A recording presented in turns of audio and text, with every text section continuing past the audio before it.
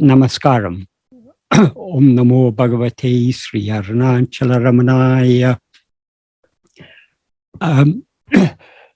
Today I'm going to, I want to talk about an aspect of Bhagavan's teachings, but has been, the importance of which has been, and the significance of which has been sadly overlooked due to misinterpretation or a failure to understand what it actually means.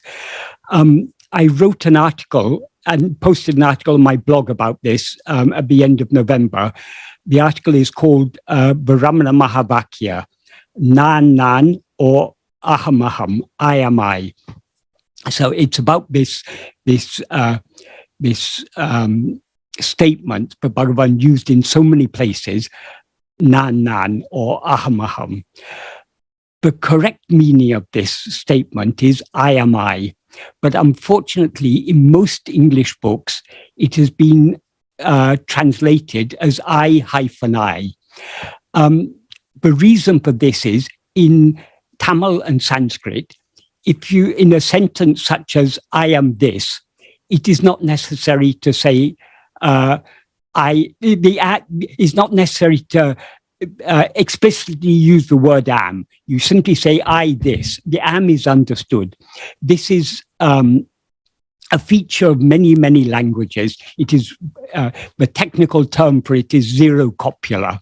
That is, if you're saying I am this, the am is not necessary. Or in any sentence, if you want to say this is a table, you say this table, and the is understood there. The copula, the verb that connects them, is understood.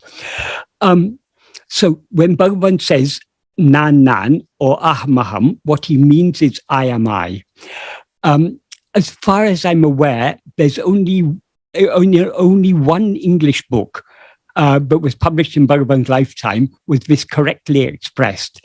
That is, there's a passage in Mahayoga where Lakshmana Sharma wrote, it's on page 150 in the 2002 edition, that's in the 9th chapter. What Lakshmana Sharma wrote there is, the mind becomes reduced to the state of pure consciousness and begins to shine steadily in its pure form as the formless I.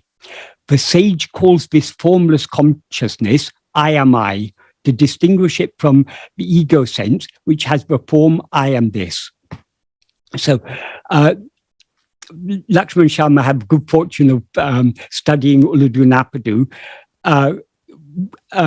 under Bhagavan's own guidance. Bhagavan explained to him many times the meaning of the verses. So because of his very close association with Bhagavan, he was able to understand correctly what Bhagavan meant when he said nan. It means I am I. And Bhagavan often used this term I am I to distinguish it from I am this. I am this is ego. I am I is what we actually are. There's a passage in a well-known passage in Maharshi's Gospel on this. In I think it's the 6th chapter of the first part of Maharshi's Gospel. There's a portion where someone asks a question: is it not our duty to be patriots? And Bhagavan answers, your duty is to be, and not to be this or that. I am that I am sums up the whole truth. The method is summarized in be still. And what does stillness mean? It means destroy yourself, because every name and form is the cause of trouble. And then what is the particular sentence I want to point out is the next two sentences. I is the self. I am, that's I-I is how it's printed. I am this is ego. Here, what Bhagavan actually said is, we can see from talks actually, because the same thing is recorded in talks. In talks, the words Bhagavan used are also recorded. It's in talks how it's recorded. This is on in talk section 363. the same thing about your duty is to be, not to be this or that. I am sums up the whole truth. When it goes on, it's slightly different. That is, I think what's in Mahāvākya's Gospel is a slightly condensed form of what was recorded in talks. Because in talks, after saying what does stillness means, it means destroy yourself. Then Bhagavan says, because any form or shape is the cause of trouble, give up the notion I am so and so. Our sastras say, aham-iti spurati, it shines as I. And then the next question is, what is spurana, shining? And then Bhagavan says, aham, I is how it's printed. Aham is the self. Aham idam is the ego. Aham idam means I am this. It's correctly translated in talks as I am this. But instead of translating aham as I am I, which is what it actually means, it was translated as I. So now, when we rise as ego, we're always aware of ourselves as I am this. That is, we experience ourselves as this body consisting of 5 sheaths. So I am this. This refers to the body. But what we actually are is not this or that. What we actually are is only I. So I am I is awareness of ourself as ourself alone, not awareness of ourself as this or that, but only as I. So that is what Bhagavan means by I am I. In talks, he then goes on to say, shining is always there, but ego is transitory. When I is kept up as I alone, in other words, I am I, it is the self. When it flies off as a tangent and says this, it is ego. Similarly, in Mahāvākya's Gospel, it's more or less the same. When I is kept up as the I alone, it is the self. When it flies off as a tangent and says, I am this or I am that, I am such and such, it is ego. So Bhagavan was the reason Bhagavan, or one of the reasons why Bhagavan used this term I am I, was to distinguish our real nature, which is just I, from ego, which is always identifying itself with this or that. So as Bhagavan often said, I am this or I am that is ego. I am I is our real nature. That is what is our real identity. Now we have a false identity. We identify ourselves with this body as I am this. Our real identity is only I am I. That is what actually exists is only I. So we cannot be anything other than I. We cannot be anything other than ourselves. So what is our real identity? It is only I am I. One of the preliminary qualifications for, but is said in many ancient texts, in Vivekachudamani and so many other ancient texts, they talk about the qualifications for to follow this path of jnana. The qualifications are nitya, anitya, vastu viveka, vairagya, and then samadhi, shakya, sampatti, that's 6 particular qualifications, and mumukshutva, aspiration for liberation. So the first of the qualifications is nitya, anitya, vastu viveka. That means distinguishing what is eternal from what is ephemeral. When we consider our experience, whatever we experience is ephemeral, it's transitory. All phenomena appear and disappear. All objects appear and disappear. Even the subject, namely ego, appears and disappears. In waking and dream, we're aware of ourselves as I am this body. That is ego. And consequently, we're aware of so many other things. In sleep, we are not aware of ourselves as I am this or that. We are aware of ourselves just as I am. So the ego, the adjunct mixed awareness, I am this, is itself transitory. So that is, the subject is transitory. All objects obviously are transitory. So what in our experience is permanent? There's something more fundamental than ego. Ego is the is the mixed awareness, I am this body. But this body is what comes and goes. In waking, we're aware of ourselves as this waking body. In dream, we're aware of ourselves as some other body. So the adjuncts are impermanent. What is permanent in ego is only that fundamental awareness I am.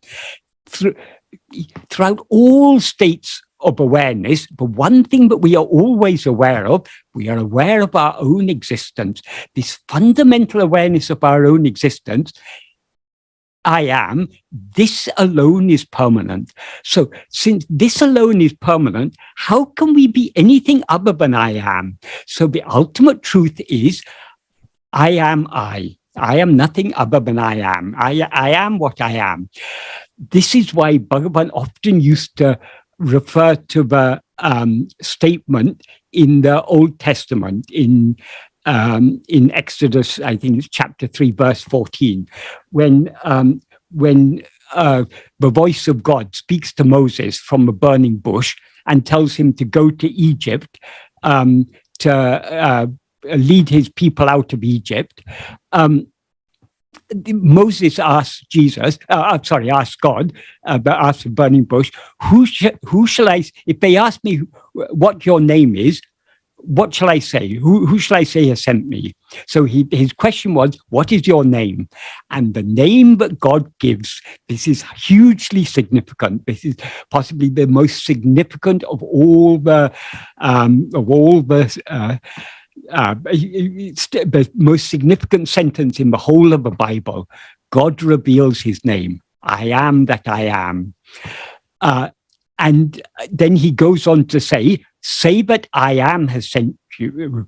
This is why Bhagavan often said, I am is the first name of God. In fact, in the very same passage I was referring to earlier in Mahāvākya's Gospel, after Bhagavan says, when the I is kept up as I only, it is the self. When it flies off at a tangent and says, I am this or I am that, I am such and such, it is ego. The next question is, who then is God? And Bhagavan says, the self is God. I am is God. Bhagavan often used to say, the first name of God is I am. Even Om is second to I am. Because Om is the sound form of Brahman, but the original form of Brahman, the pure form of Brahman, is I. That is, I is the natural name of all of us. We all refer to ourselves as I or I am. So more than any other name of God, this is the appropriate name, because God is that which is always shining in our heart as I. If we remove the adjuncts, now we're aware of ourselves as I am this, I am Michael, or I am whoever. If we remove the adjuncts, what remains is just I am. That I am is God. As Bhagavan says in Upadesha Undya, verses 24 and 25. In verse 24, Bhagavan says, Irkam ekayal isa jivagal orupolare aba. That means in their existing nature, God and soul are one substance, are only one substance.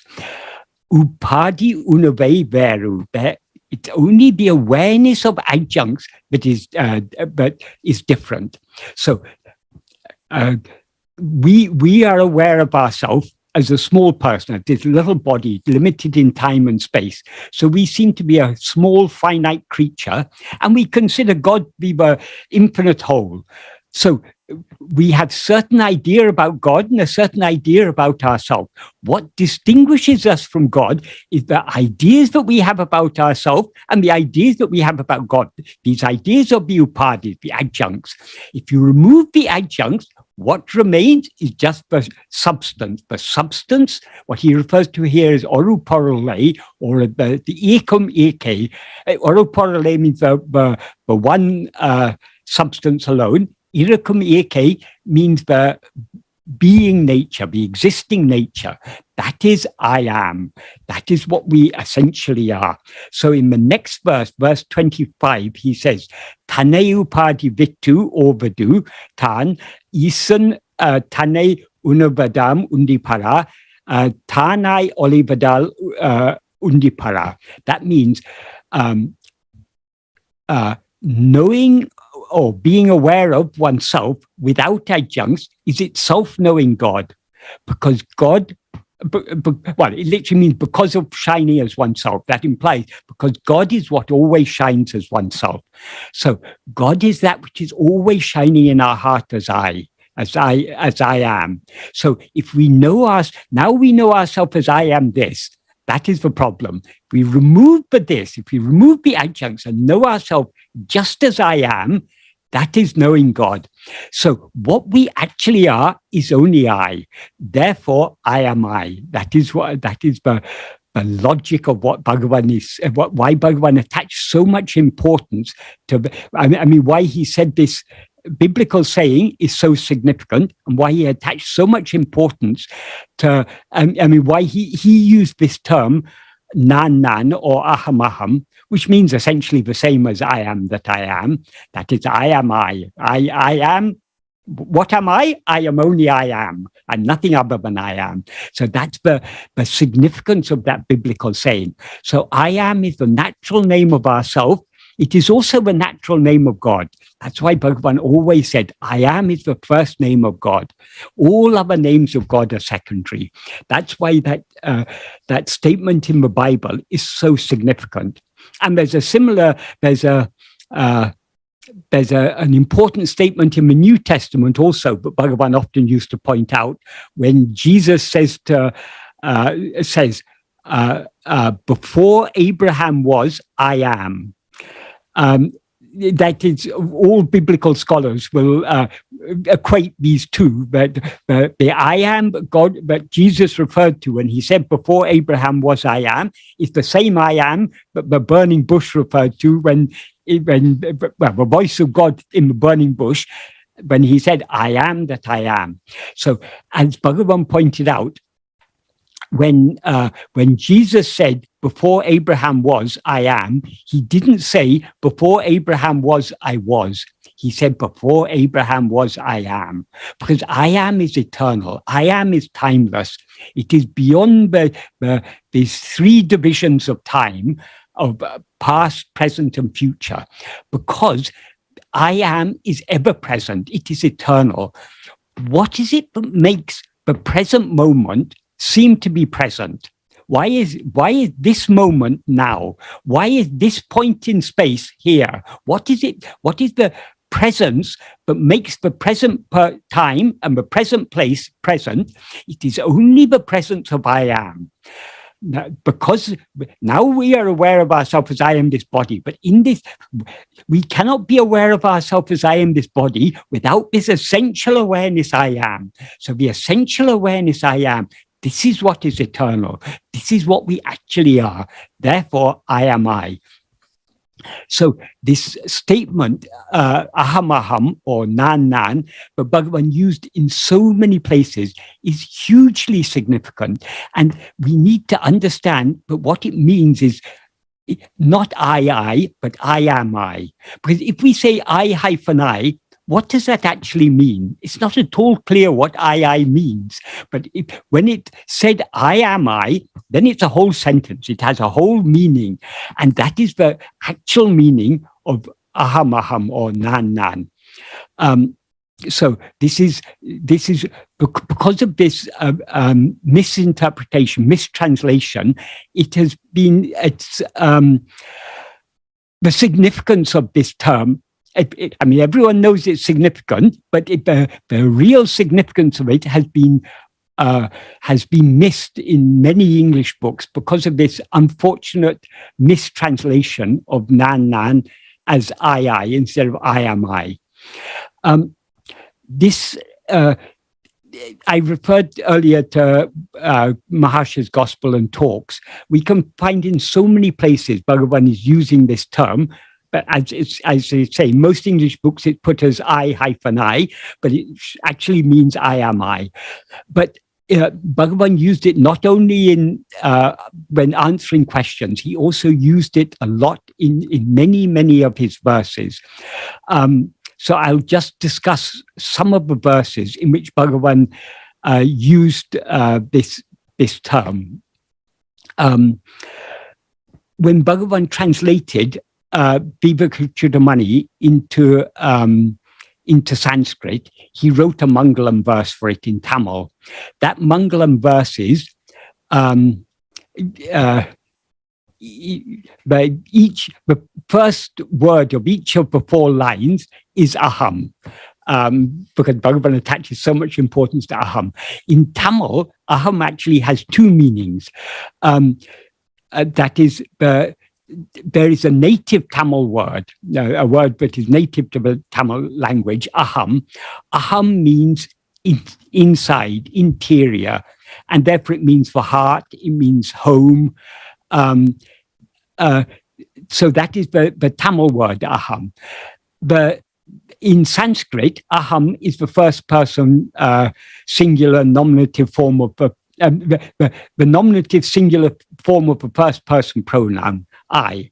So, and because many Sanskrit words are very freely used in Tamil, the fact that aham also means I is also understood. So Bhagavan often used aham with a double meaning in Tamil.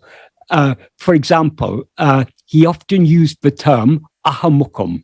Ahamukam means, we can take it to mean either facing inwards or facing I, because aham means both inside, the Tamil meaning of the pure Tamil word, and it means I, the loan word from Sanskrit. So ahamukha is a term Bhagavan often used to describe the practice of self-investigation.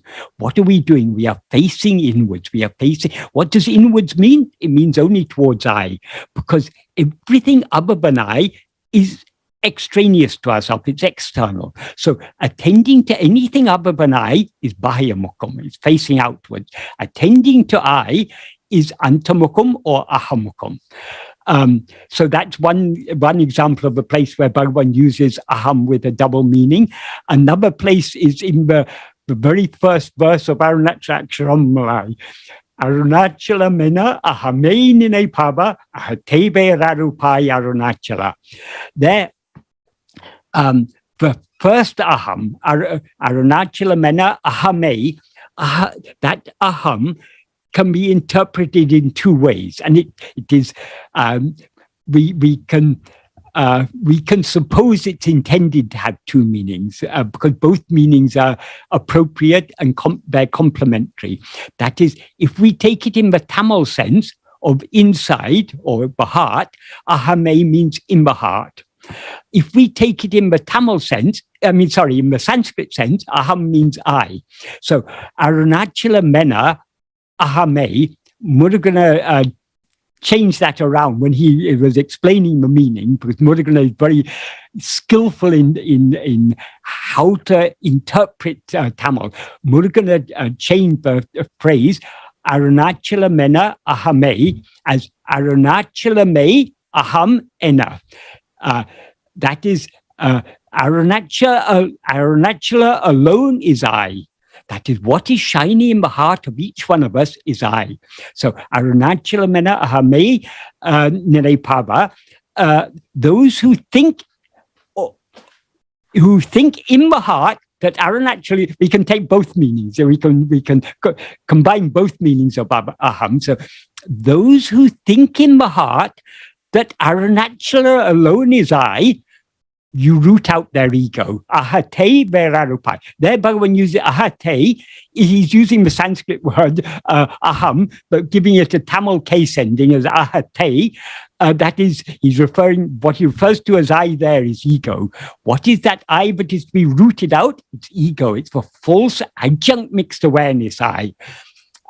So by thinking that Arunachala alone is I, in other words, by meditating on I alone, that is, if we have the conviction that Arunachala alone is I, how do we meditate on Arunachala? Only by meditating on I, meditating on I alone. As Bhagavan says in verse 8 of Upadesha Undiyya, Anya bhavatin aham avanahamahum ananya bhava me undipara anaitimu utumu mundipara. Anya means other. Ananya means not other. So anya bhabam means meditation on what is other. In this context, it means meditation on God as if God was something other than ourselves. So rather than anya bhava, rather than meditating on God as something other than oneself, ananya abanaham aham ananya bhavam. And ananya bhavam means meditation on what is not other. And then Bhagavan adds a relative clause there, abanaham aham, in which he is I. That is, with the understanding that God is I alone. How do we meditate on God? We don't meditate on anything other than I. So that is what Bhagavan means by abanaham aham ananya bhava. And so he says, rather than the anya bhava, rather than meditating on God as something other than ourselves, meditating on God as nothing other than oneself, with the conviction that he is I, that's the implied meaning with the conviction, anatinam uttamam, that is the best among all. So rather than taking Arunachala to be something other than ourselves, recognizing that Arunachala is that which is shining in our heart as I, and therefore meditating on I alone, that is the way to eradicate ego. So I just cited that here as an example of the way Bhagavan uses this term aham in many places in his Tamil verses with a double meaning, both to refer to inside or the heart and to refer to what we actually are. So in this Mangalam verse of Vibhaka Chudamani, Bhagavan is using this word aham in both senses. That is, in the first line, he says, ahamenam mula avidya ahandrida. To remove or to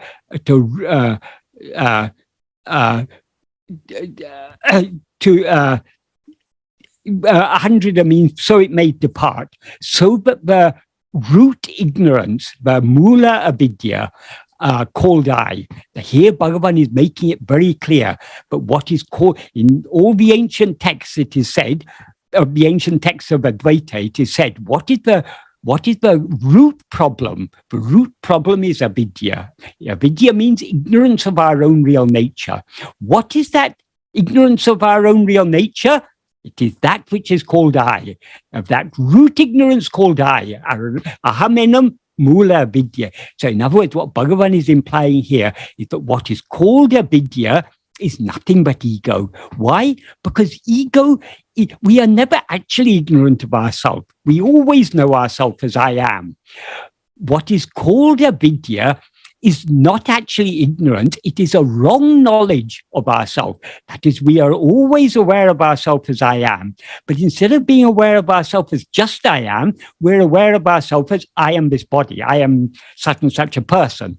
That adjunct mixed awareness, that is ego. So that ego alone is that ego is the wrong the false awareness of ourselves. Awareness of ourselves as something other than what we actually are. That is what seemingly conceals the real awareness of ourselves. So the avidya, according to Bhagavan, is nothing but ego.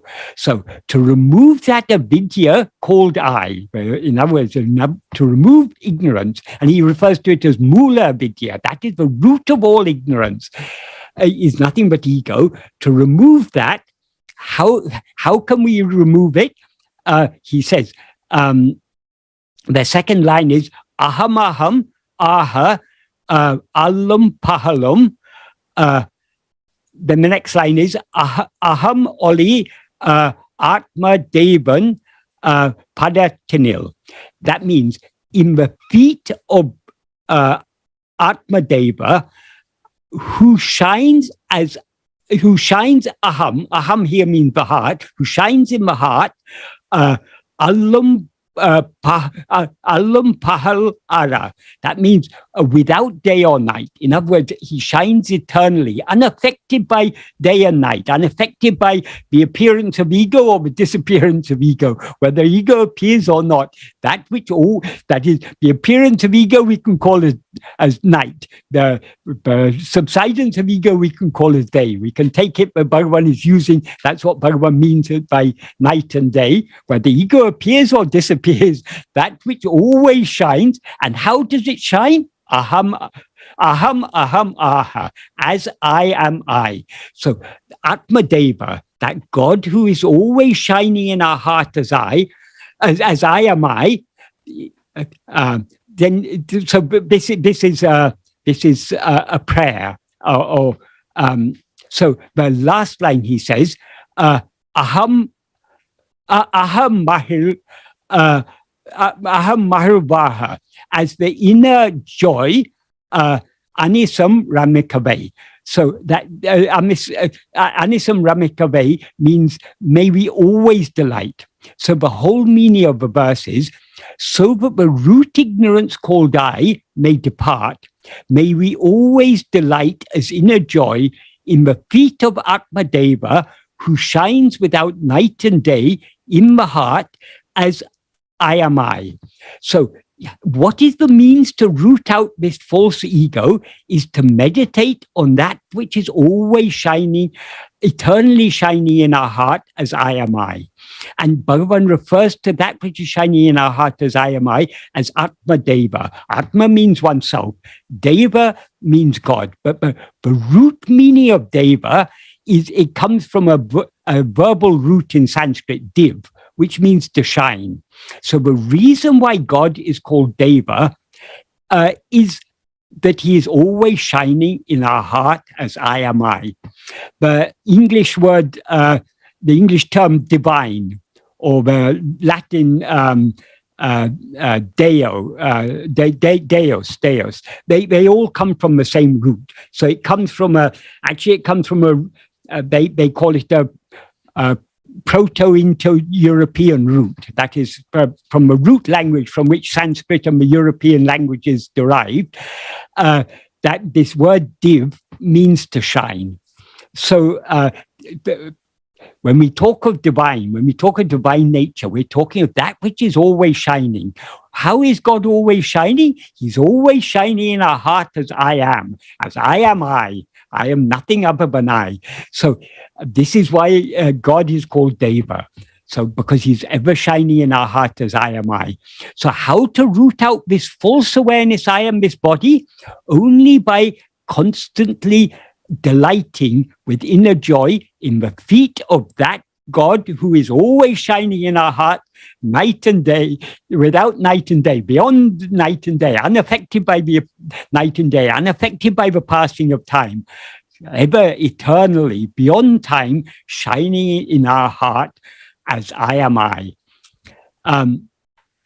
So this is one example where Bhagavan uses this term aham, and he also indirectly implies here, but the way to root out the false awareness I am this body is to meditate on that which is ever shining in our heart as I am I. That is on that fundamental awareness of our own existence, our awareness of ourself as ourself alone. Only by meditating on that can we root out this false awareness I am this body.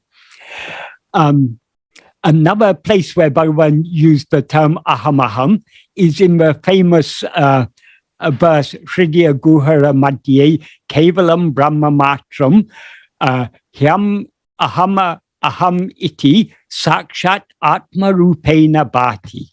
That this is just the first two lines of this verse, but it's only these first two lines that we need to consider here. That is what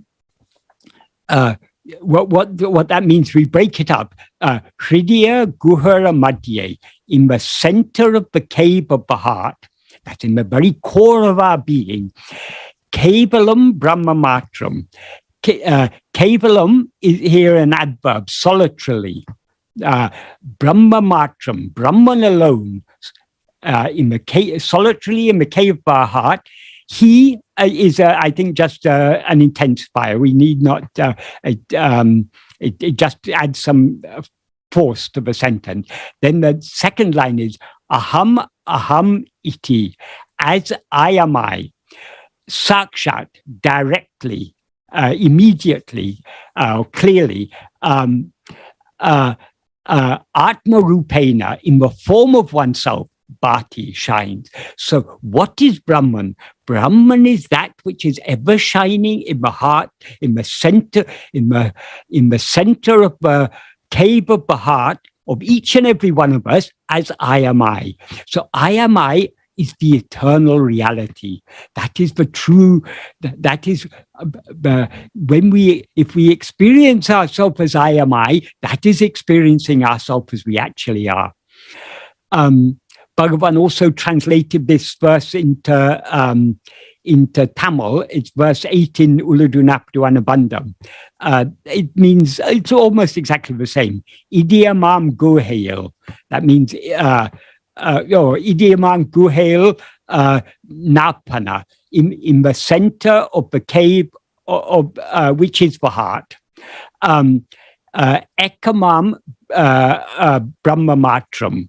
Whereas in Sanskrit he said Kevala Brahma Matram. Kevala is there an adverb meaning solitarily. In Tamil he takes it as Ekamam, which is one.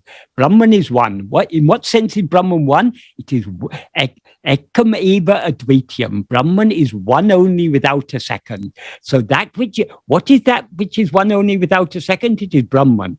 And where is Brahman? It is ever shining in our heart as I. How is it shining in our heart? As shining in our heart as I am I, as ourself. So in Tamil, it's Idiyamam Guhayin Napana, in the center of the cave, which is the heart. Brahman, which is one, implying one without a second. Alone, Adu, aham, as I am I, nere, directly, abhiyatidam, shining, anmabaha, as oneself. So what we actually are is only that Brahman which is always shining in our heart as I. So this is another example of a place where Bhagavan used, both in Tamil and Sanskrit, Bhagavan used aham, referring to ourselves. Then in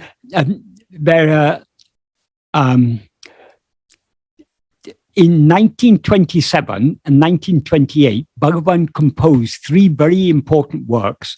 I think probably the first of these was Atma-Vidya. This is the song, Murugan wanted Bhagavan to write a song expressing how easy is self-investigation. So Murugan wrote the Pallavi and the Anupallavi, the refrain and the sub-refrain for a kirtana, and asked Bhagavan to write the charanangal, the verses. So in the second verse of Atma-Vidya, what Bhagavan says is,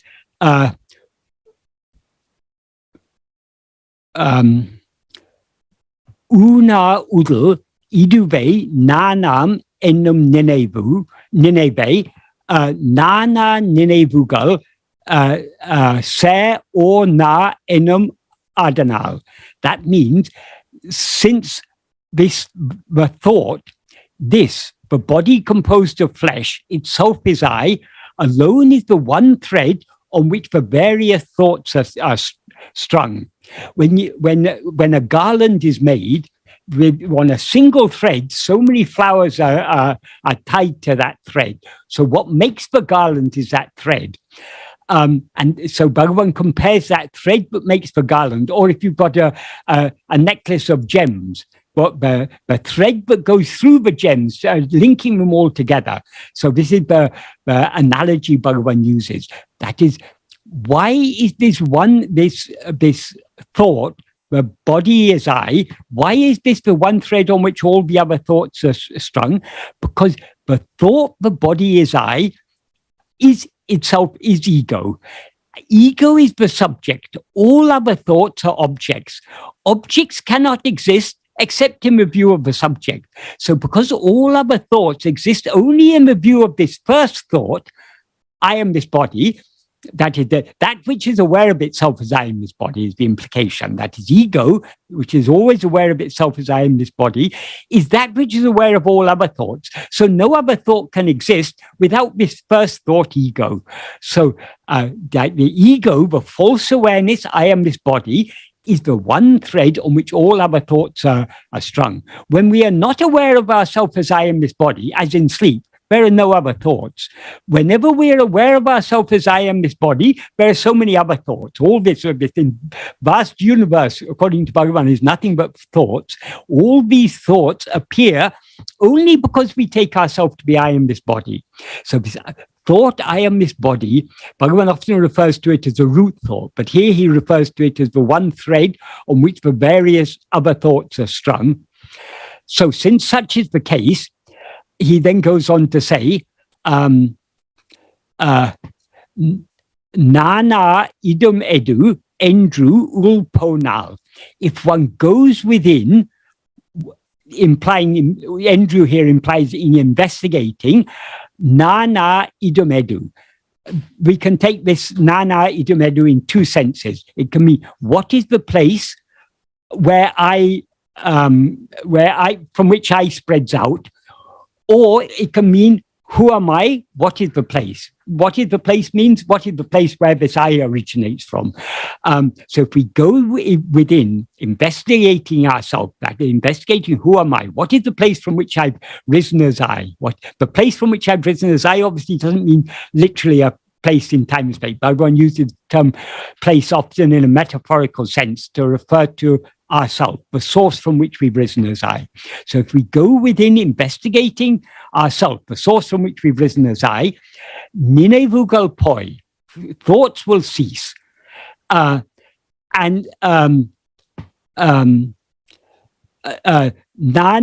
ena guheul tanai tirum anmanyaname. Atmajnana, that is pure, Atmajnana means pure self-awareness, will shine within the cave, that means within the cave of the heart, Tanai, of its own accord, Nanan ena, as I am I. So when we go within investigating what we actually are, what we will experience is we will cease to experience ourselves as I am this or I am that, because we will recognize, who am I? I am only I. So here Bhagavan uses the term nan. A few months later, in 1927, Bhagavan composed Upadesha Undiyar. In Upadesha Undiyar, in verse 19 of Upadesha Undiyar, Bhagavan says, nan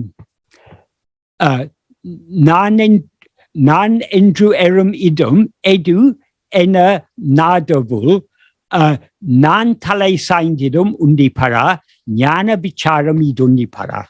What that means is, when one investigates within, in other words, when we inwardly investigate, what is the place from which one rises as I? So what does Bhagavan mean by when he says, what is the place from which one rises as I? As I said, he uses the term place here in a metaphorical sense. Place here means the source, that from which we rise as I. From what do we rise as I? The I that rises is the adjunct mixed I am this body, in other words, ego. So from where did this false awareness, I am this body, from where does it arise? It arises in waking and dream. It arises from what exists in sleep. What exists in sleep is only I am. It's only our fundamental awareness of our own existence, ourself as we actually are.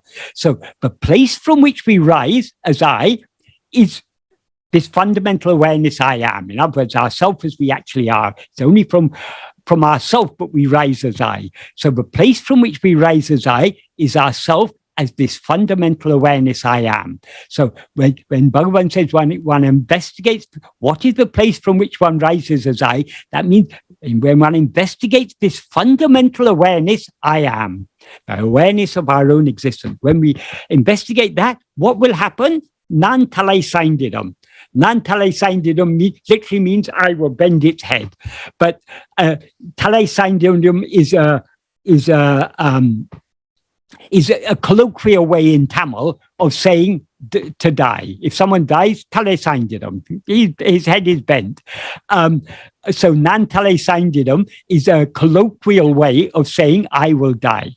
Like in English, we have various colloquial ways of saying die. Oh, he's kicked the bucket. What do we mean when we say he kicked the bucket? It means he's died. So like that, a colloquial way of saying die in Tamil is talai saindidam. So nan talai saindidam means I will die. Literally, it means I will be head bent, but what it implies is I will die. So when we investigate the source from which we rise as I, this rising I will die. And then Bhagavan concludes this verse, Jnana-vichara mid undipara. This is Jnana-vichara.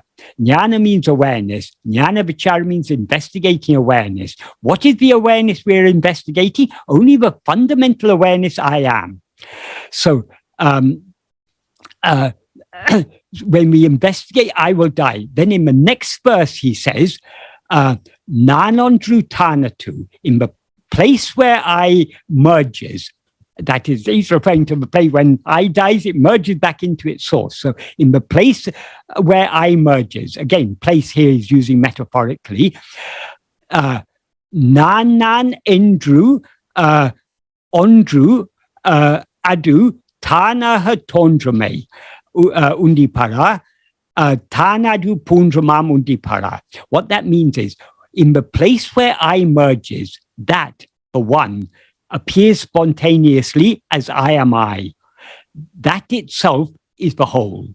The Tamil word pundram is a Tamil form of the Sanskrit word purna. That implies the infinite whole. That other than which there is nothing. That is, it is the totality of all that is. So that which shines as I am I, that is pundram. So, and he refers to it as that, the one, but actually, that implies the one here, Ondrum, implies the one that actually exists. And it appears, Tanai has a double meaning. Tanai means both spontaneously of its own accord. It also means as oneself. So that which shines forth as I am I, that is where I, the I that is aware of itself as I am this or I am that, where that dies, what then remains is the clear awareness, the clear recognition, I am I. So that appears spontaneously. And that which appears spontaneously, that is always the true import of the word I, as Bhagavan goes on to say in verse 21.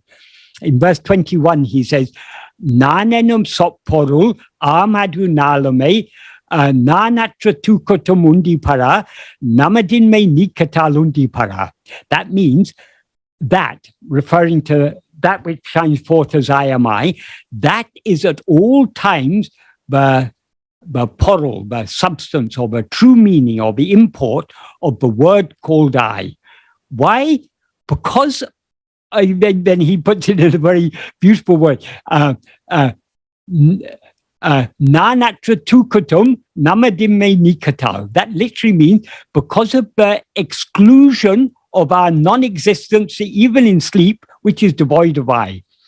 When he says sleep is devoid of I, he means it's devoid of arising I, devoid of ego. The exclusion of our non-existence is a way of saying because we don't cease to exist in sleep.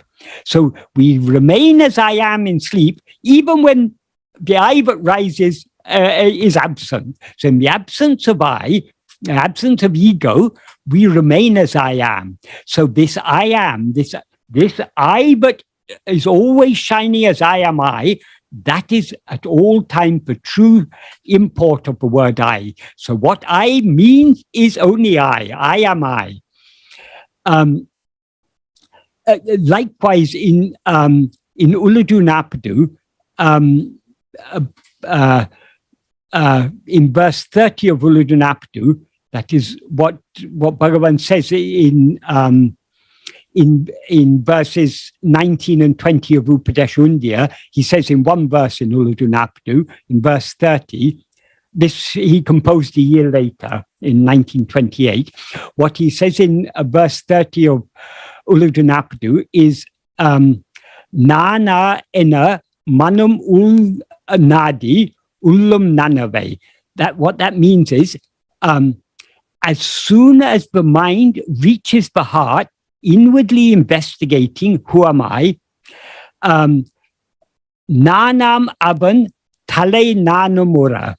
When he who is I dies, that in other words, that means when ego dies, but how does when will ego die? Only when the mind goes deep within, investigating who am I. When it goes so deep within that it reaches the heart. In other words, when the mind reaches the source from which it rose by inwardly investigating who am I.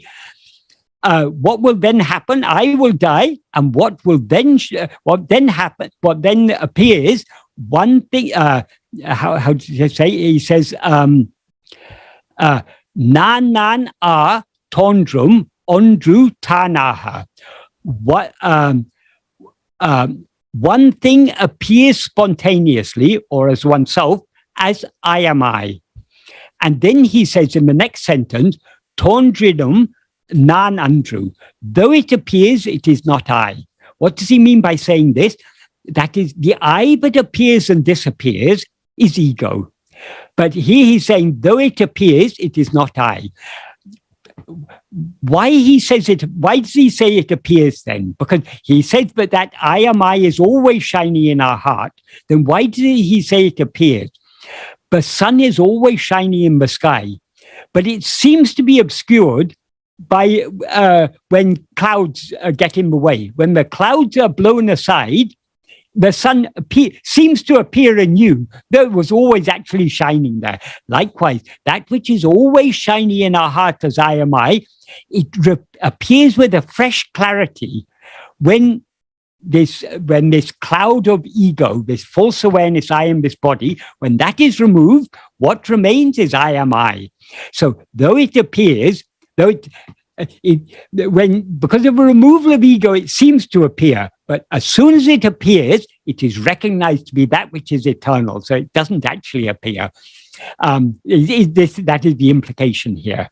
And then he says, Adu pundra porol. He says, porol pundra madu. That means porol means the substance. Pundra means purna, the whole infinite whole. Adu means that. That is the infinite whole. That is the entire substance. That is substance means the reality. What alone is real.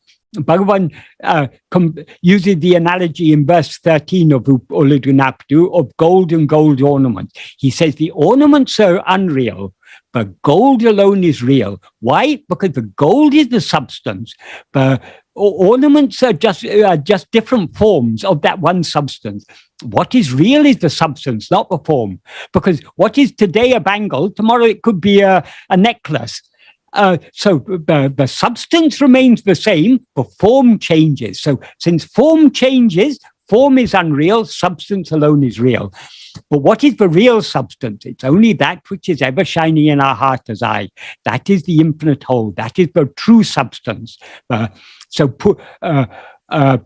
Porol pundram or pundra porol is in Sanskrit it would be the purna vastu, the infinite whole, the entire substance.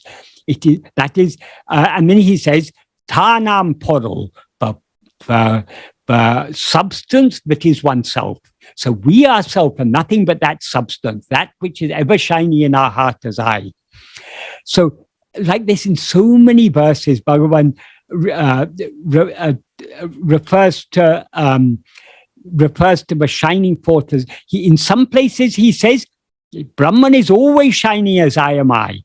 In these three verses, verse 2 of Upadeshundya, verse 2 of Atma-Vidya, verse 20 of Upadeshundya, and verse 30 of Uludunapadu, he says it appears anew. Oh, and in Sanskrit also, in verse 20 of Upadeshasaram, he says the same thing. ahami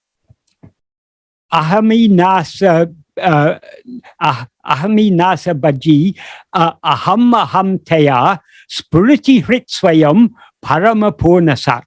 It's very beautifully expressed here.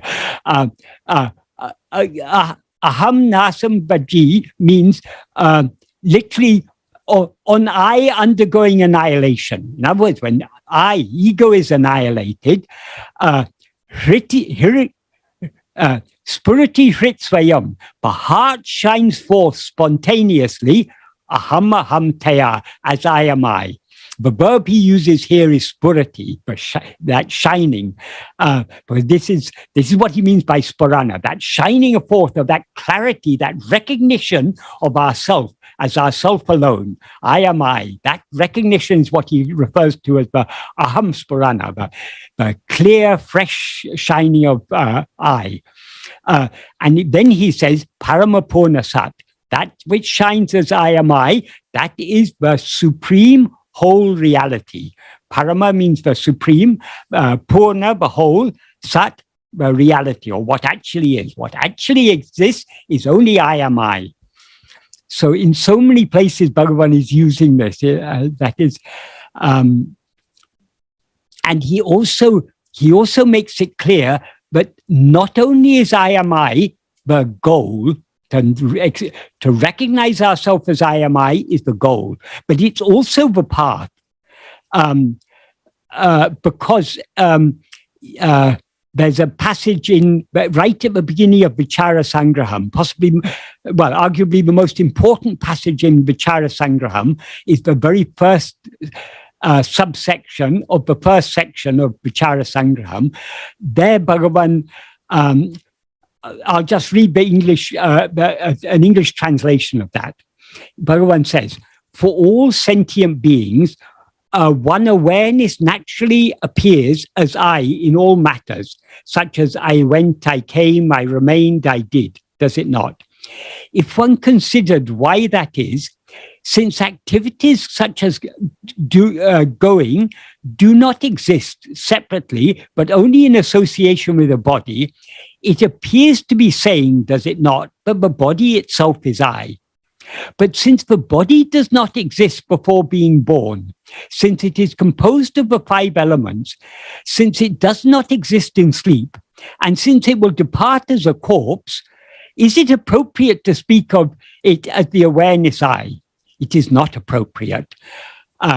The awareness that rises as I, referring to this body, to the body in this way, being intermediate here means it is neither Satchit, nor is it the body. It is something that arises between the two, as Bhagavan says in verse 24 of Ulladu Napadu.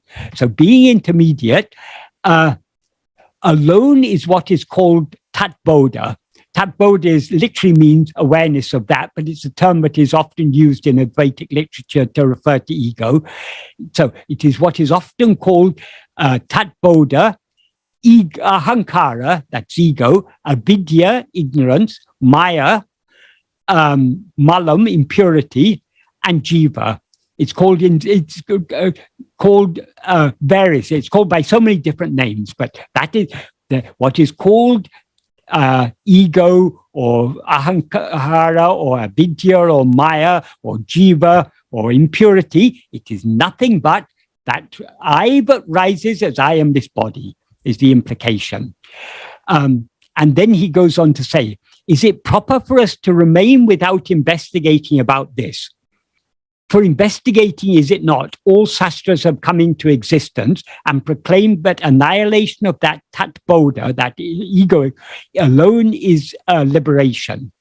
So the implication there, when he says for investigating, it's only to prompt us to investigate what is this I, but all sastras have come into existence. The ultimate purpose of all sastras is to urge us to investigate what is this I, is the implication here. And only by investigating that will we destroy ego, and that is liberation. So how the next day, then Bhagavan goes on, vichara padu epadi, how to investigate. if one asks how to investigate, the reply is, does this body, which is jada, non-aware, like a block of wood, come shining and behaving as I? It does not. Therefore, making the corpse body remain as a corpse and being without uttering I, even by word, that's by whether mentally or physically or by speech, whether physically saying the word I or even mentally thinking the word I, that's what he implies by saying without uttering I. If one keenly investigates what is it but now shines as I, then in the heart a kind of spuripu. Spuripu means a fresh clarity, a sporana.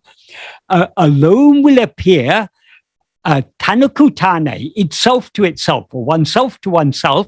In other words, we ourselves will shine to ourselves without sound as nan, as I am I. So if we keenly investigate, we keenly look within to see what is it but now shines as I, we will recognize there will be a fresh clarity will appear as I am I. And this fresh clarity will appear tanukutane. It will appear ourself to ourself. That is, we ourselves will appear to ourselves as ourself, is the implication, as I am I. And then he goes on to say, without leaving that, meaning without leaving that fresh clarity but shines as I am I, without leaving that sporana, that clear recognition of ourself as I alone. Previously, we were aware of ourselves as I am this body. But when we look within, what can we find as I? There's nothing to find as I other than I itself. So I am only I. That's what Bhagavan means by this spurana I am I, nan enju spuripu. Spuripu is the Tamil form of, means the same as spurana. Spur means to be clear. Like in Tamil, we say, if you want to say in Tamil that you've understood something, you say, enaku puriyum. It is clear to me. So puri or spuri, the Tamil verb puri comes from the Sanskrit word spur, which means to be clear. So that clarity, that fresh clarity, that clear recognition of ourself as ourself alone, I am I. So if without leaving that, if one summa irundal, if one just is, if we just remain as we are without letting go of that clear recognition of ourselves as I am I alone, it will completely annihilate jiva bodha in the form of ahankara. It will annihilate the sense of individuality in the form of ego, which is called this body is ego, which is called this body is I. In other words, the ego, the false awareness I am this body, will be destroyed by this clear recognition I am I. But we need to hold on to that clear recognition. In other words, we need to hold on to self-attentiveness, not let go of it, and just be as we actually are. And then, like fire that catches on camphor, it will itself be extinguished. It will itself be extinguished means the spuripu will be extinguished. Why does Bhagavan say it will be extinguished? He calls it a sporana or spuripu when it is because of its newness, because it's shining forth.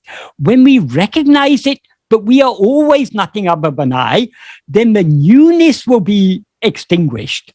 That is it. It seems to appear in you, then we recognize it is not something new, it is Sahaja. When we recognize I am I as our own very nature, as Sahaja, then that is what Bhagavan describes as the subsidence or the extinguishment of sporana. Just like like a flame that catches hold of a piece of camphor, it will continue burning until the whole camphor is burnt. Once the camphor is burnt, once ego is annihilated, once ego is completely eradicated, what appears as a new, fresh clarity will be recognized as sporana, as Sahaja. This is what he calls metaphorically the subsidence of sporana. And this alone is said by sages to be mukti.